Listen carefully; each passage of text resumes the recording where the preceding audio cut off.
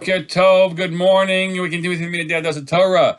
What does it mean to tell us that a man went and took a daughter of Levi? So Ramban here says, I think it means it's a sign of someone who is defiant.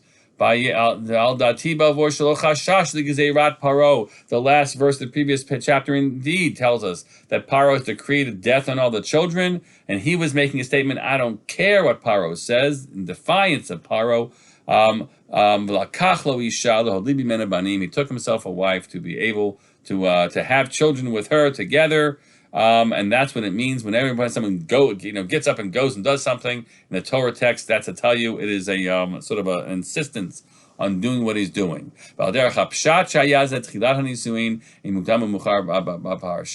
We should think that this is the beginning of his of the marriage. He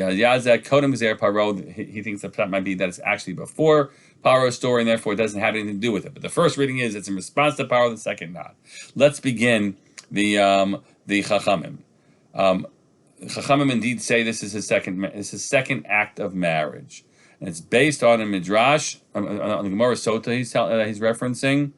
Amar Yehuda bar Zvina shalach ba'atzat bito. He went in response to his daughter's directive. His daughter Miriam, who by the way is like just a few years old in this story. I think she's 7. Aaron's 3 years older than Moshe. Miriam is 7 years older than Moshe, so she's like 6. I think she's 7 years older than him, right? Tana, Amram Gadol Hador Haya. We should know Amram was the leader. He was a leading figure.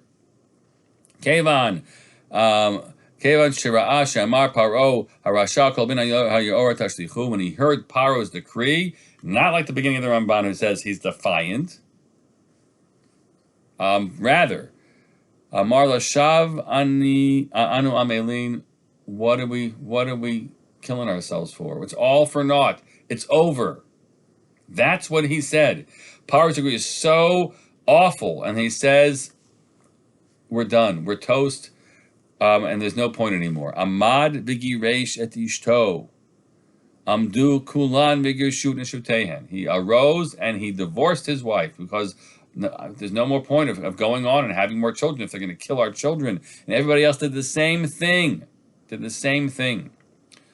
Amra lo bito. His daughter said to him, Abba kasheh gezeratcha yoter mishal paro.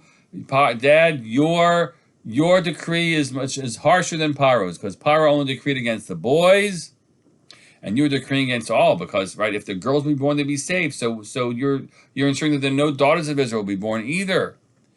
Paro only decreed in this world. You're meaning no olam haba, which is also a very powerful thing, right? They won't have a future to them, even if they're born for a little while. It sounds like even if they're born for a bit, and then they're killed by Paro. Those souls will have an olam haba to them. Paro harasha safek mitkayemet gzerato safek enu mitkayemet. Who knows whether Paro's decree will hold or not? Atat tzadik bevadai shegzeratcha mitkayemet.